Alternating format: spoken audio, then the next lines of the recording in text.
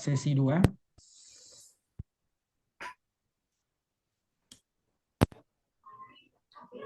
Baik, mari kita lihat. Ada pertanyaan mengenai peristiwa kemerdekaan ya. BPUPKI, ada PPKI. Nah, oke. Maka kita harus melihat dulu ya, seperti apa BPUPKI ini dan PPKI ini dan dia organisasi apa ya.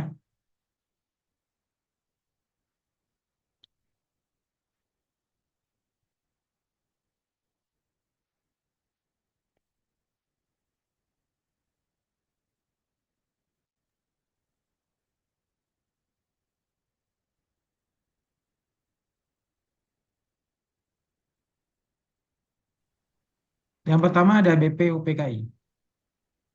Ya, BPUPKI ini Badan Penyelidik Usaha Persiapan Kemerdekaan Indonesia, dibentuk oleh Jepang. Ya, nah jadi BPUPKI ini dia itu dibentuk oleh Jepang.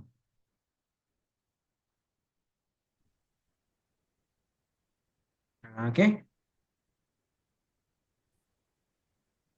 Dibentuk pada tanggal 29 April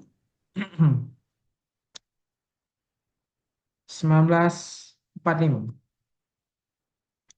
Jadi BPUPKI ini dibentuk untuk apa? Untuk mempersiapkan berbagai persiapan kemerdekaan.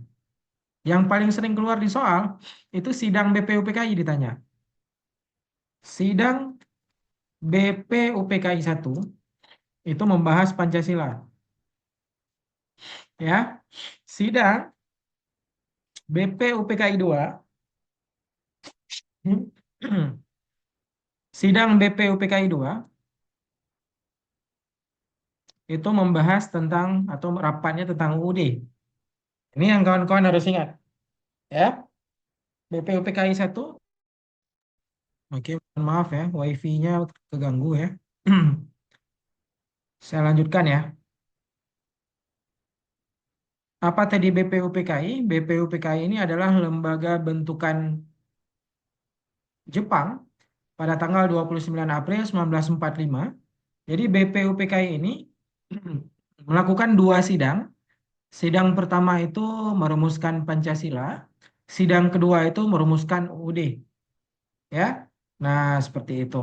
Nah, lalu ada PPKI. Nah, ketua BPUPKI itu namanya Rajiman Widyo Diningrat. Ya, ini ketua BPUPKI. Rajiman Widyo Diningrat.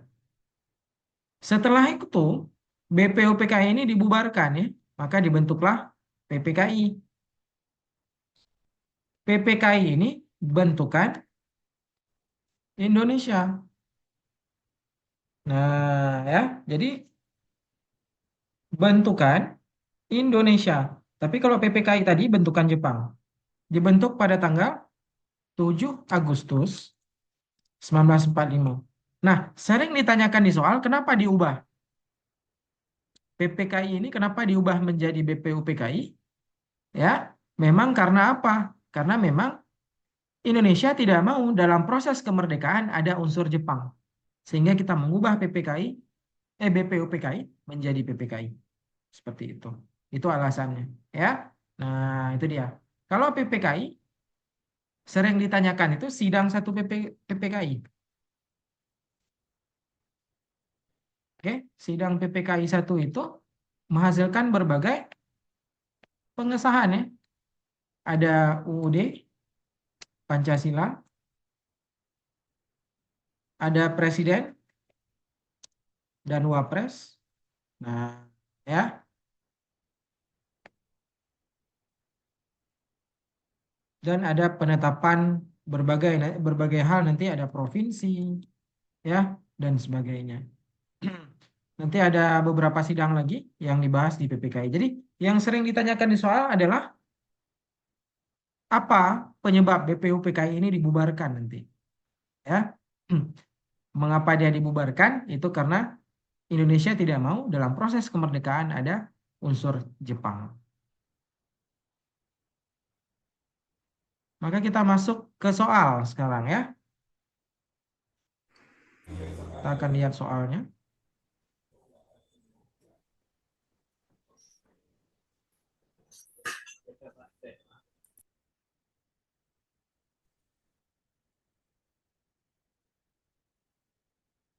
Nah, mari kita lihat. PPKI melaksanakan sidang 1 pada tanggal 18 Agustus. Dihadiri 27 orang yang dipimpin oleh Soekarno-Hatta. Hasil keputusan sidang tersebut adalah, silakan dijawab.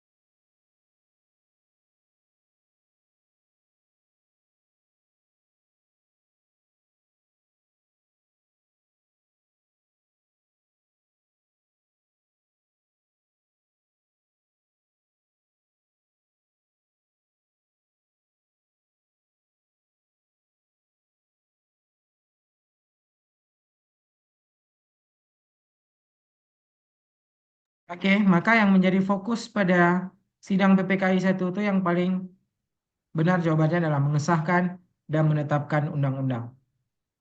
Ya. Nah, kalau ini sidang PPKI 2, 12 kementerian. Sidang 2, ya. Nah, provinsi ini sidang kedua juga. Jadi saya masukin ke 1 di bawah ya. Itu maksudnya kedua ya. Sidang 2 ini. Satu. Sidang 2. Nah, oke. Setelah itu ada pembentukan tentara. Ya. Ini sidang 3. Sidang 3. Itu ada pembentukan tentara kebangsaan atau TKR namanya, Tentara Keamanan Rakyat. Seperti itu. Atau nanti ada BKR, ada TKR ya. Tentara Keamanan Rakyat itu cikal bakal TNI. Nanti satu lagi ada BKR, Badan Keamanan Rakyat, itu cikal bakal dari yang namanya kepolisian. Seperti itu. Nah, yang terakhir ini ada pembentukan ya Komite Nasional. Oke, pembentukan Komite Nasional ya, ini juga masuk ke 1.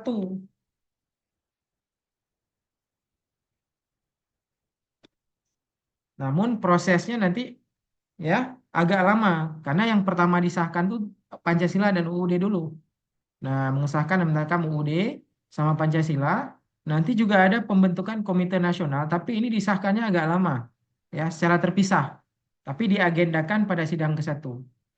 Seperti itu ya. Yang murni pure dari ke-1 itu Pancasila dan UUD. Seperti itu. Kalau dihadapkan dua pilihan pasti tolong jawabnya nanti Pancasila dan UUD ini menjadi fokus utama dari pengesahan sidang. Selanjutnya kita lihat FR selanjutnya, ada Sarekat Dagang Islam, ada Sarekat Islam. Ya.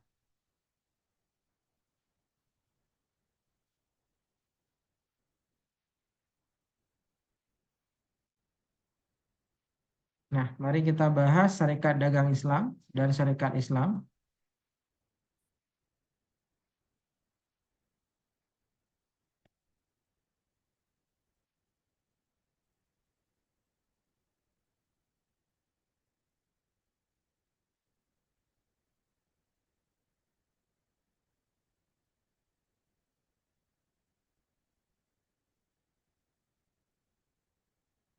Nah, awalnya itu namanya SDI ya.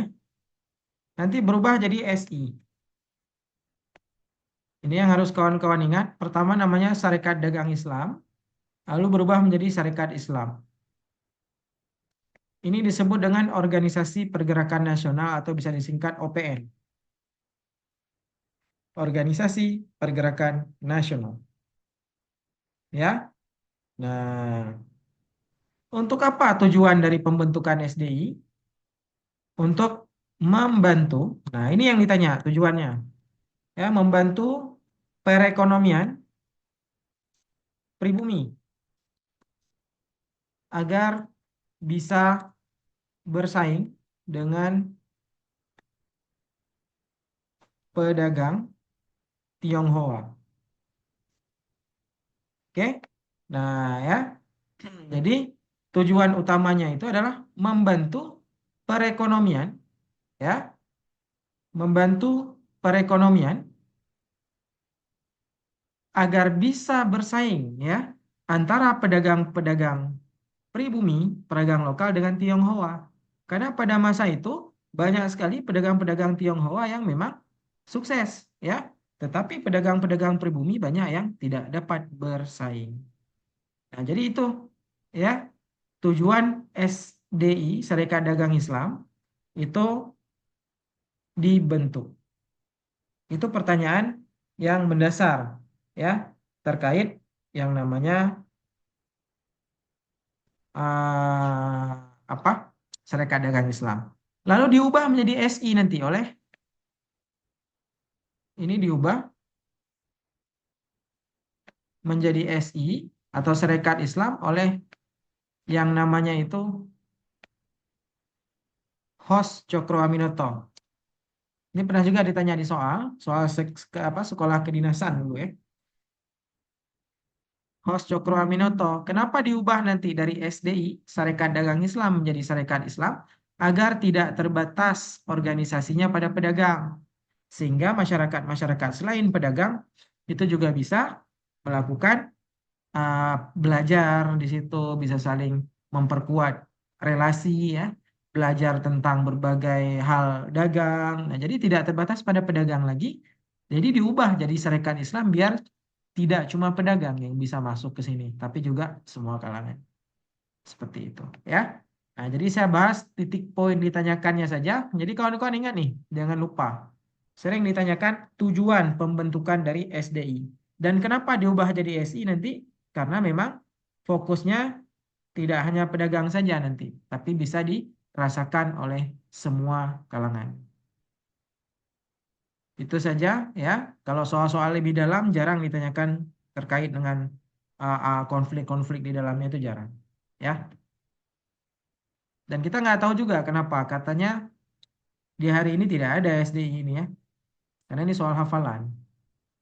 Sementara berbasis soal semuanya penalaran. Tapi saya share juga, mana tahu keluar kawan-kawan sudah bisa mengantisipasi. Oke, kita sudah sampai ke akhir ini. Ya, sekarang kita masuk ke pertanyaan terkait tokoh pahlawan. Ada Budi Utomo, ada Ki Hajar Dewantara, dan B.J. Habibie. Ya. Nah, pertanyaannya apa di sini yang sering keluar? Mari kita lihat, ya.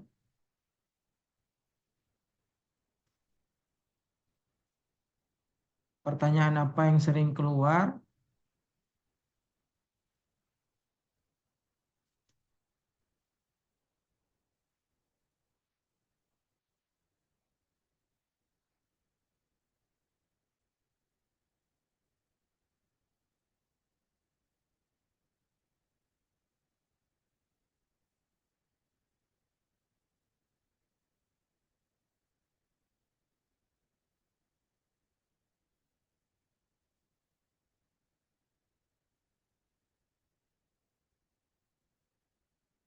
Nah, yang pertama kita lihat untuk Ki Hajar Dewantara dulu. Ini sering ditanyakan organisasi bentukan atau peran dia terhadap kemerdekaan. Ini tokoh pendidikan, ya. Nama aslinya itu Suwardi Suryadiningrat atau sering dikenal dengan Ki Hajar Dewantara. Dia ini tokoh pendidikan yang melahirkan sebuah organisasi pendidikan yang bernama Taman siswa. Ya. Nah, ini. Jadi kalau seputar Ki Hajar Dewantara, maka kita menjawabnya dia adalah tokoh pendidikan, ya. Karena saya tidak bisa tahu langsung seperti apa soalnya. Cuma setelah saya tanyakan pada yang tes, itu ditanyakan terkait dengan dia atau sumbangsih Ki Hajar Dewantara itu untuk bidang apa dan dia itu menghasilkan apa. Nah, jadi yang dia hasilkan atau dia itu bergerak di bidang pendidikan, makanya disebut sebagai tokoh pendidikan. Dia kan mencetuskan tiga semboyan ya, Tuturi Handayani ya. Ada Ingarso Suntolodo, Madia Mangunkarso, satu lagi Tuturi Handayani. Itu kan slogan-slogan yang dipakai oleh Kementerian Pendidikan. Nah, sehingga nanti dia mendirikan taman siswa, di mana ini tempat-tempat anak-anak belajar pada masa kemerdekaan secara gratis, ya, oleh si Ki Hajar Dewantara. Selanjutnya di sini ada dijelaskan tentang Budi Utomo ya, Budi Utomo. Apa Budi Utomo ini? Mari kita lihat ya, kawan-kawan sekalian.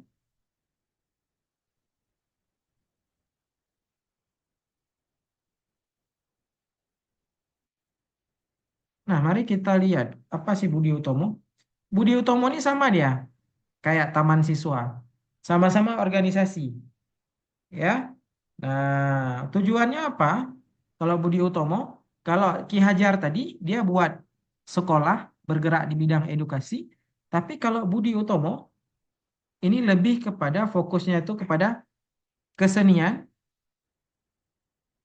kebudayaan,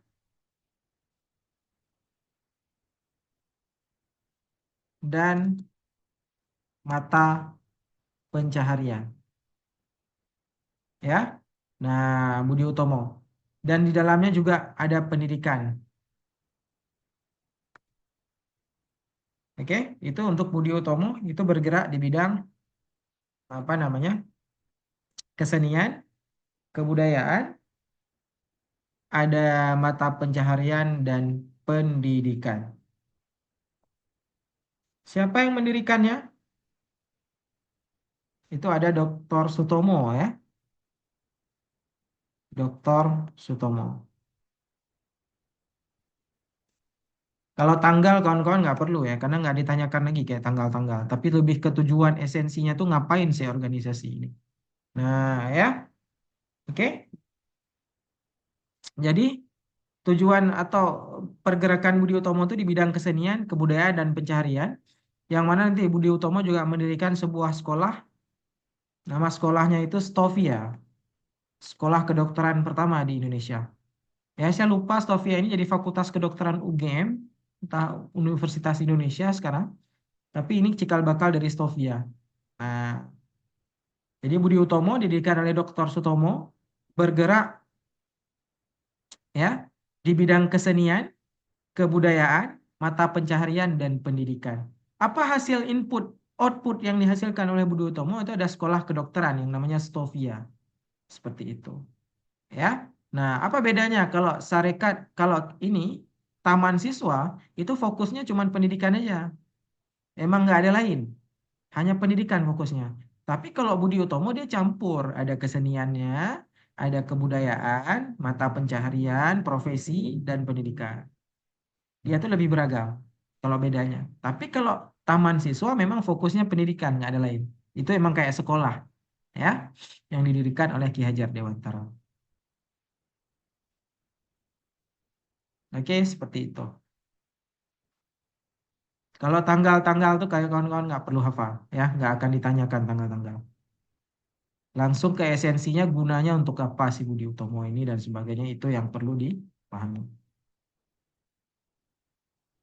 Oke, ini direkam ya nanti bisa dinonton lagi kok.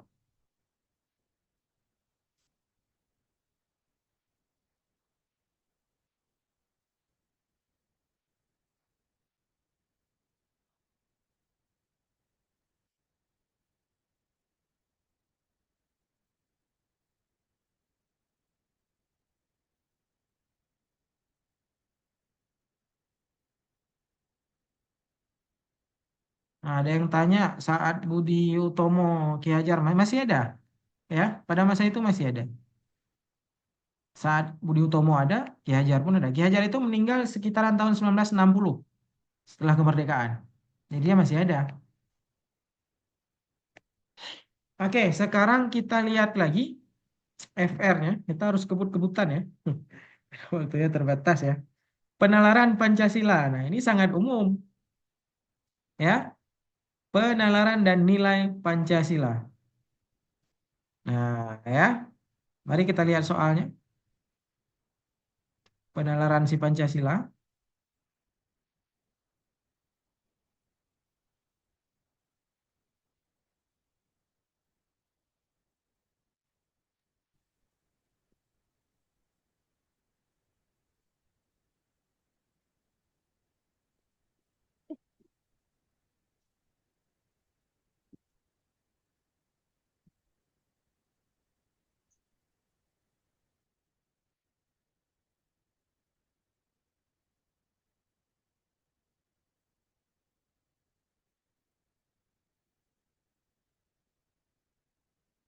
Nah, silakan jawab nomor 6 nih salah satu penalaran yang ada di luar butir ya. Kalau butir-butir mungkin udah terbiasa.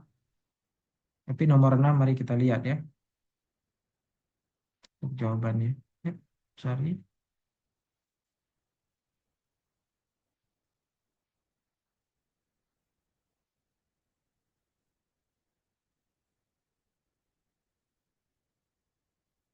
Oke, silakan nomor 6 ya. Apa kira-kira jawabannya? Kalau penalaran ini subjektif. Saya nggak bisa bilang apa yang dinalar, tapi balik lagi, ini bagian dari skill. Bagaimana kita menalar sesuai dengan konsep. Ya, jadi penalaran itu murni skill seseorang yang bisa menalar dengan masuk akal terhadap jawaban yang hampir sama.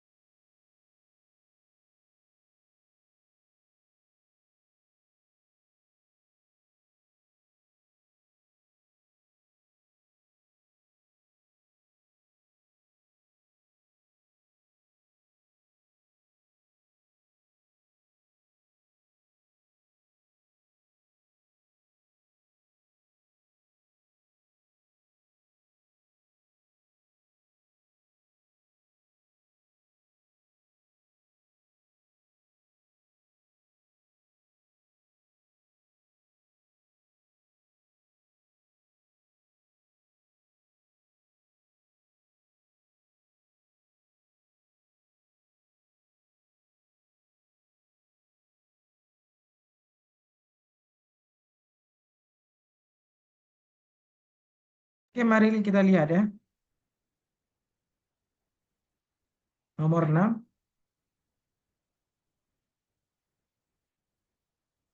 Saat ini bangsa Indonesia mengalami banyak ujian. Salah satunya adalah provokasi kepada sebagian rakyat di wilayah di Indonesia untuk memisahkan diri dari Indonesia. Oleh karena itu dibutuhkan usaha bela negara atau tanggung jawab warga negara untuk melindungi segenap bangsa Indonesia dan seluruh tumpah darah Indonesia. Usaha bela negara ini tidak memiliki arti tanpa.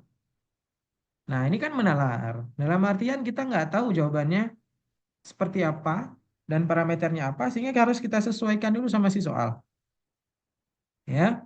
Nah, jadi karena ada opsi di sini, ya. Oleh karena itu, usaha bela negara ini tidak memiliki banyak arti tanpa apa. Berarti kan yang ditanya adalah hal yang basic. Hal yang basic ada dan wajib ada. Nah, berarti tidak memiliki arti. Jadi dihormati itu tidak ada arti. Didukung aparatur negara tidak ada arti. Didukung dana yang cukup dari anggaran negara tidak ada arti. Kerjasama juga tidak ada arti. Tanpa adanya partisipasi. Karena partisipasi ini hal yang paling dasar yang harus ada. Ya, jadi nggak perlu yang mewah-mewah, tapi yang simple dulu istilahnya. Nah, tidak perlu apa namanya tidak memiliki arti tanpa hal dasar itu. Maka jawabannya C. Ya, didukung adanya partisipasi warga negara. Nah, jadi kayak gitu, ya. Jadi saya nggak bisa bilang untuk nalarnya gimana, trik dan sebagainya, tapi sesuai dengan soal.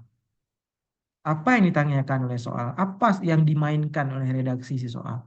Seperti itu, ya. Nah, jadi nggak bisa tips tuh tidak ada sebetulnya, tapi bagaimana skill kita memahami soalnya minta apa, redaksinya kemana, seperti itu. Jadi disesuaikan. Nah, ya, namanya aja menalar. Nalar ini butuh IQ yang bagus, pemahaman yang bagus, dan ini terbentuk kalau sering jawab soal. Kalau mungkin sekali dua kali les dan mungkin selama ini jarang bahas soal, mungkin bakal sulit seperti itu. Itu dia. Karena kan saya langsung bilang apa adanya seperti itu ya. Jadi yang pertama sesuaikan sama soal dan mainkan nalar. Ya, sesuaikan sama permintaan soal dan opsi kalimat soal. Mana yang paling dekat?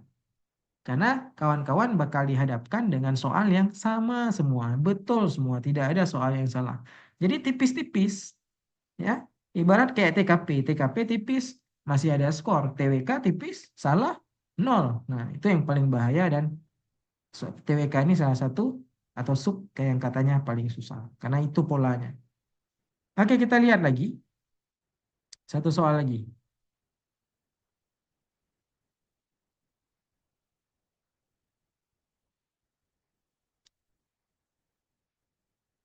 yang bisa menalar ya.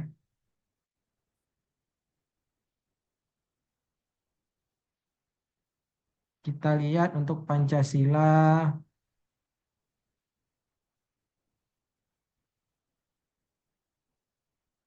Nah, mari kita lihat nomor 5. Akbar adalah warga negara Indonesia yang sangat mencintai bangsanya.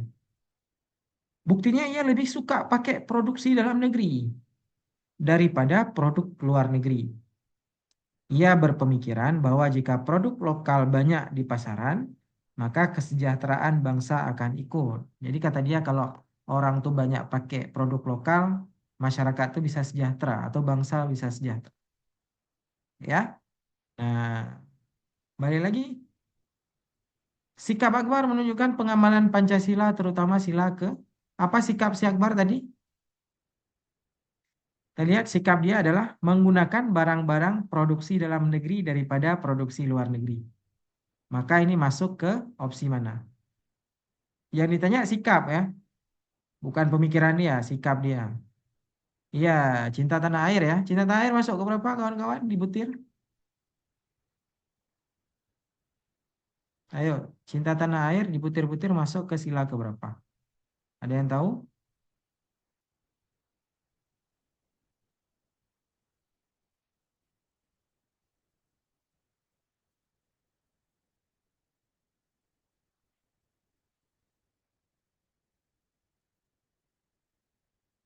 Cinta tanah air itu sila ketiga. Ya, nanti dicek lagi butir-butirnya. Ada di bab Pancasila yang saya kirim ke grup waktu kita pertemuan. Di halaman terakhir ada butir-butir di situ. Ya, jadi cinta tanah air ini masuk ke sila ketiga. Itu dia. Kalau butir-butir ini dia teori ya.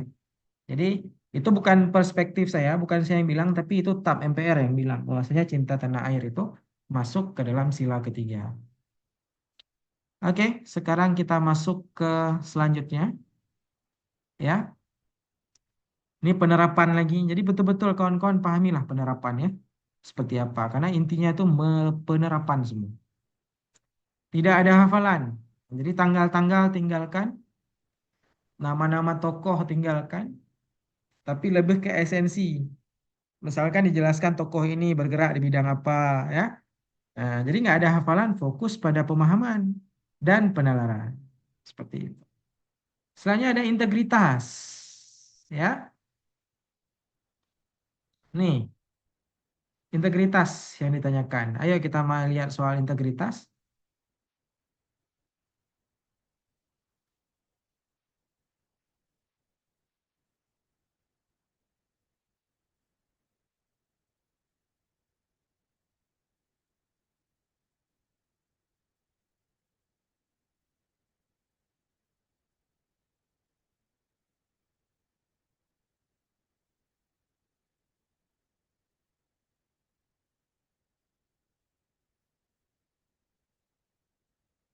Oke, integritas itu artinya komitmen, ya. Integritas artinya komitmen. Integritas memiliki arti komitmen. Jadi integritas itu komitmen kita kepada kerjaan kita. Kita tuh kalau udah tanda tangan kerja, udah dapat SK kerja, di situ kan banyak aturan. Aturan itu wajib kita taati biar kita berintegritas atau komitmen. Contoh, banyak orang yang sudah jadi PNS datangnya telat, ya. Padahal dia harus datang tepat waktu, seperti itu. Jadi integritas ini berkaitan dengan tanggung jawab atau komitmen kita untuk kerjaan kita. Oke, nomor 9 ini mudah jawabannya. Memberikan motivasi, ya. Maka jawabannya lebih kepada rasa peduli, ya. Karena ini berikan motivasi. Setelah itu ada lagi ini yang komitmen dengan ranah kerja.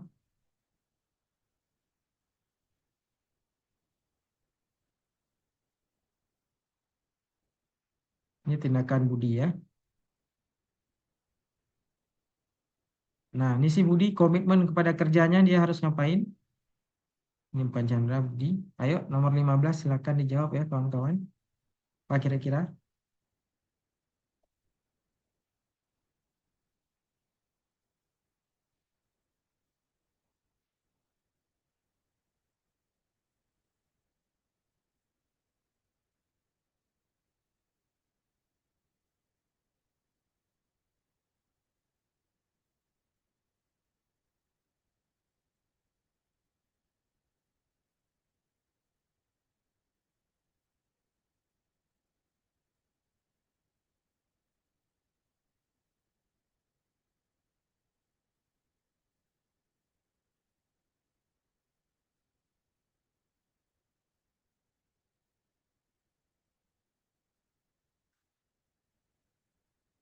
Oke, jawabannya ditanya Budi karyawan pemerintah yang bertugas pada lembaga cagar budaya. Ia ditugaskan untuk mengkonfirmasi kegiatan di kawasan tersebut. Lantas kawasan tersebut tidak dirawat dengan baik. Maka tindakan ranah kerja yang harus dia lakukan, dia nggak boleh meminta masyarakat membersihkan. Ini kan nggak ada tanggung jawab dengan ranah kerja dia. Dia melampaui tugas dia dan ikut campur urusan orang lain. Melaporkan kepada pihak desa nggak boleh juga karena dia bukan bekerja pada desa. Nanti bisa terjadi kesalahpahaman, ya. Membuat laporan untuk diberitahuan kepada atasan betul. Karena yang suruh dia adalah atasan, ya. Karena Budi karyawan pemerintah yang bertugas pada lembaga cagar budaya.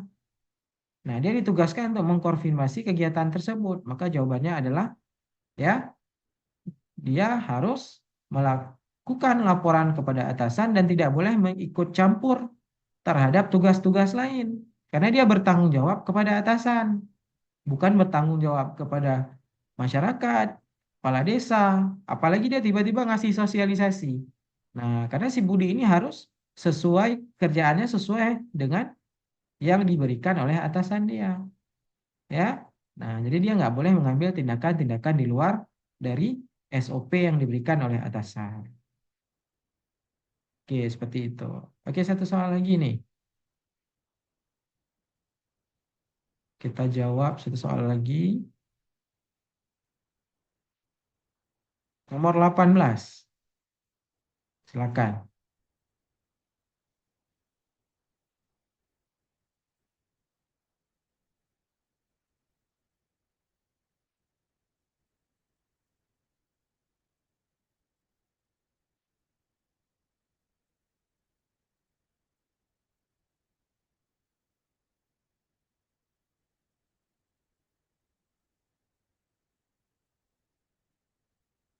Iya, betul ya. 18 jawabannya A. Merasa siap ya.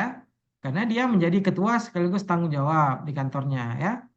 Anda diminta untuk oleh kepala perusahaan untuk menjadi ketua sekaligus penanggung jawab sebuah tim. Padahal dia masih belum merasa pantas sebab ada manajer yang dianggap lebih mampu. Namun jika Andre memiliki sikap integritas yang tinggi, maka dia harus